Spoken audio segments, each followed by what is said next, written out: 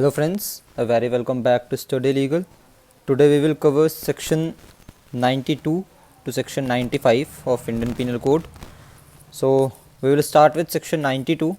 Section 92 says that an act done in good faith for the benefit of a person without consent.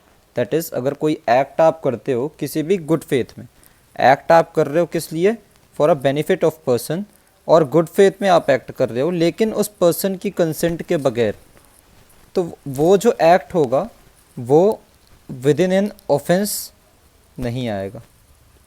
वो act जो है with in an offence नहीं आएगा। अब यहाँ पास जो विदाउट कंसेंट है, here in without consent is, ये जो विदाउट कंसेंट है that says that the circumstances are such that it is impossible for that person to signify consent. Circumstances ऐसे हैं कि इम्पॉसिबल है कि वो पर्सन जो है अपनी कंसेंट दे सके, या फिर वो पर्सन जो है वो इनकैपेबल है, वो पर्सन जो है इनकैपेबल है अपनी कंसेंट देने के लिए, या फिर उसके पास कोई गार्जियन नहीं है कि कोई गार्जियन उसके बिहाफ में कंसेंट दे सके।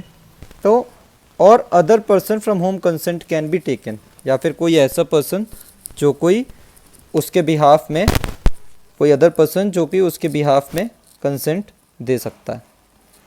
ओके, तो वो फिर ऑफेंस नहीं होगा। लेकिन इसके कुछ एक्सेप्शंस हैं।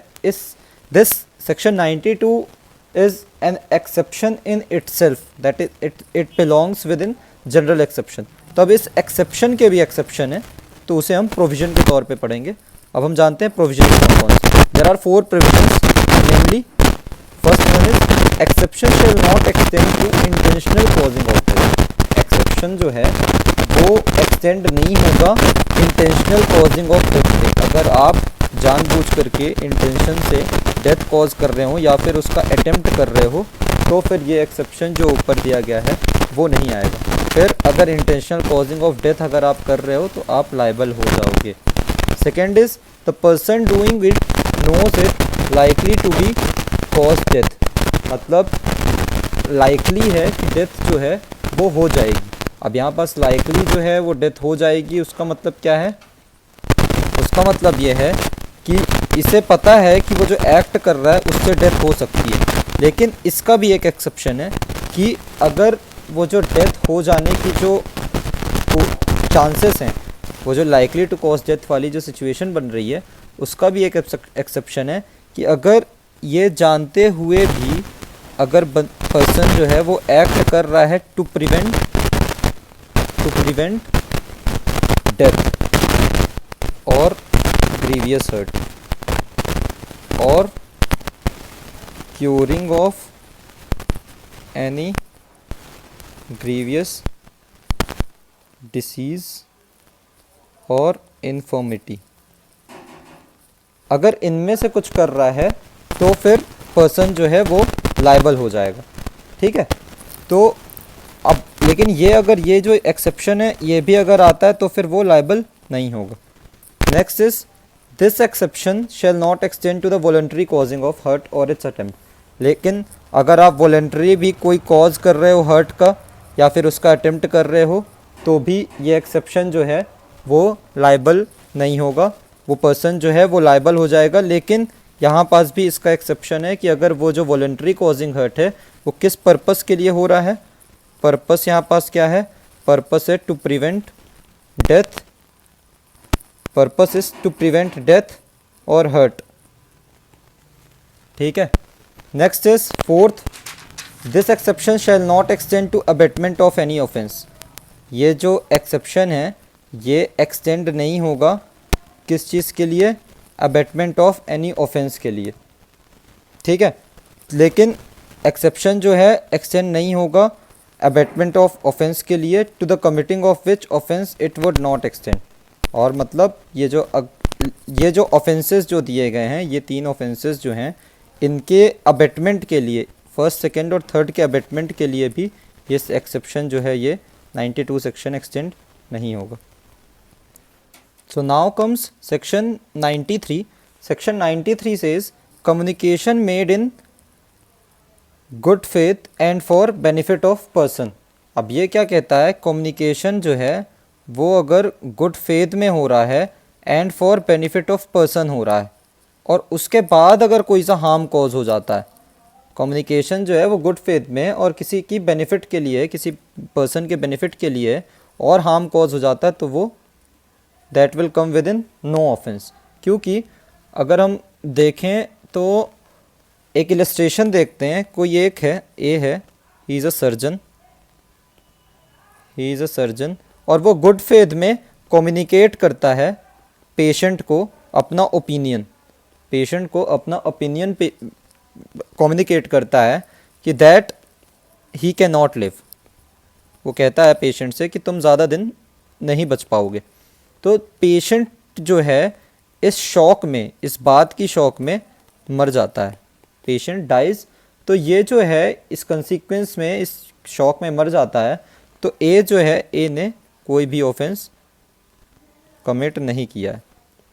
भले उसे पता था कि कम्युनिकेशन की वजह से पेशेंट की डेथ हो सकती है, लेकिन उसने कोई भी ऑफेंस नहीं किया है, क्योंकि ये बेनिफिट ऑफ अ पर्सन था और हार्म उसकी वजह से हुआ था और गुड फेथ में कम्युनिकेशन मेड था। Next comes section 94। Section 94 is all about compulsion और ड्यूरेस। मतलब आप किसी भी थ्रेट या फिर किसी भी फियर की वजह से कोई सा एक्ट कर दो, उसको लेकर के सेक्शन 94 करता है। हम जानेंगे क्या कहता है ये।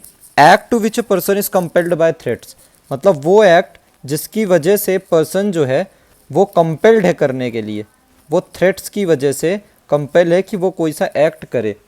अब यहाँ पास क्या है, any act committed because of fear of instant death to himself.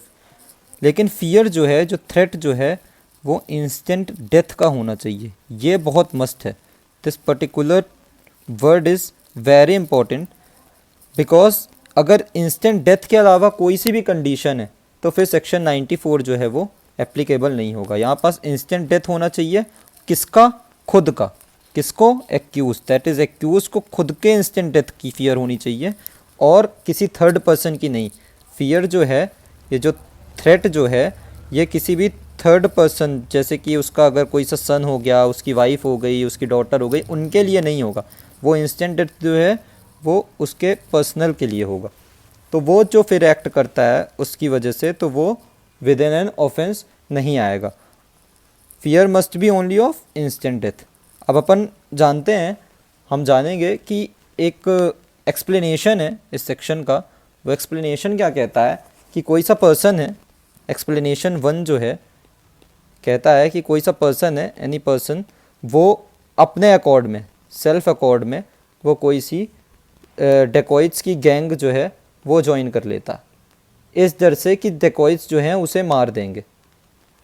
तो यहाँ पास क्या है, यहाँ पास सेक्शन 94 जो है वो एप्लीकेबल नहीं होगा, क्योंकि यहाँ पास कोई कंपल्शन नहीं था उसके लिए ज्वाइन करना। वो तो उसने खुद से अपनी बात, अपने दिमाग में वो चीज़ रखी और उस दिमाग में उस बात को रखते हुए उसने उस डेकोइट्स की गैंग को ज्वाइन किया था। तो यहाँ पास एप्लीकेबल नहीं होगा। अब एक्सप्लेनेशन 2 क्या कहता है? एक्सप्लेनेशन 2 कहता है कोई एक पर्सन है, वो गैंग ऑफ डेकोइट्स के बीच में, गैंग ऑफ डेकोइट्स है उसके बीच में सीज़ हो गया। पर्सन है पी, वो गैंग ऑफ डेकोइट्स के बीच में सीज़ हो गया और फोर्स किया गया इंस्टेंट डेथ के लिए। फोर्स किया गया कि उसकी इंस्टेंट डेथ कर दी जाएगी और ये कहा गया कि वो काम करो जो कि ऑफेंस है, ऑफेंस है in the eyes of law. हम इसका एक एग्जांपल लेते हैं। एक इलस्ट्रेशन में दिया है इसमें कि एक स्मिथ है, उसे कंपेल किया गया कि तुम अपना टूल लो और सामने जो एक हाउस है जहाँ पास डेकोइट्स को एंट्री करनी है, वहाँ पास उस हाउस का जो डोर है अपने टूल से ब्रेक करो, ताकि हम उसके अंदर घुस जाएं और हम अपने लिए बेनिफिट कर पाएँ। तो ये जो पर्सन है जिसने ये डोर को जो है ब्रेक किया है, ये जो स्मिथ है, ये किसके विदिन आ जाएगा? ये एप्लीकेबल हो जाएगा विदिन सेक्शन 94। तो इसको मिल जाएगा क्या? एक्सेप्शन मिल जाएगा और नो ऑफेंस के अंडर ये स्मिथ आ जाएगा। Next is section 95, act causing slight harm. ये बहुत सिंपल सा सेक्शन है जिसमें स्लाइट हार्म के लिए कहा गया है कि अगर कोई सा ऐसा हार्म किसी एक्ट से होता है जो इतना स्लाइट है, जो इतना ज़्यादा स्लाइट है कि कोई भी ऑर्डिनरी पर्सन जो है वो अपने ऑर्डिनरी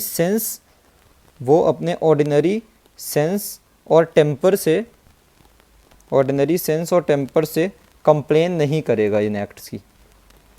एक मैक्सिम है which says de minimis non curat lex. This says law does not take notice of trifling acts मतलब छोटे मोटे जो मैटर्स होते हैं। अब जैसे आप गए, आपने कहा कि मेरे पॉकेट में एक पेन थी, एक नॉर्मल सी पेन थी, उस पेन की जो है तो वो एक कवर था, उस कवर को इसने उठा करके डस्टबिन में फेंक दिया, इस पर्सन ने डस्टबिन में फेंक दिया। तो ये एक ट्रिफलिंग एक्ट है, एक छोटा सा एक्ट है, तो इसके लिए लॉ जो है कुछ भी नहीं करेगा। So in the next video we will cover with private defence which runs from section 96 to section 106. So if you like this video, do share, do subscribe. Thank you very much.